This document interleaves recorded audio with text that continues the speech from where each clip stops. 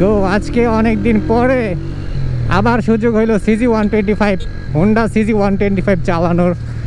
আর এমন অবস্থায় চালানোর সুযোগ পাইছি, আমার হেলমেটে ক্যামেরা সেট আপ করা, গেছিলাম একটা ছোটোখাটো ব্লগ বানাইতে, বাট আজকে এটা পড়ে গেল হাতে। সো চালাই, দেখি এটা দিয়ে আজকে একটা ভিডিও বানাই, চালানোর অভিজ্ঞতাটা শেয়ার করি আপনাদের সাথে কেমন।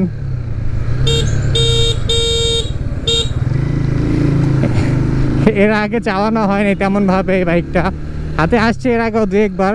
মানে মূলত হচ্ছে এই বাইকটা এক বন্ধুর, আর ও আজকে একটা ইভেন্টে আছে। সো ও বললো যে তাহলে এটা নিয়ে একটু চালানো, ইভেন্টটা শেষ করে আসতেছি। সো এটা নিয়ে বের হয়ে গেলাম, এখন এটা নিয়ে একটা টেস্ট ড্রাইভ দেই। পিছনের গিয়ারের বাইকগুলো আমার চালানোর অভিজ্ঞতা খুবই কম। ওয়েট, একটা ফোন আসছে।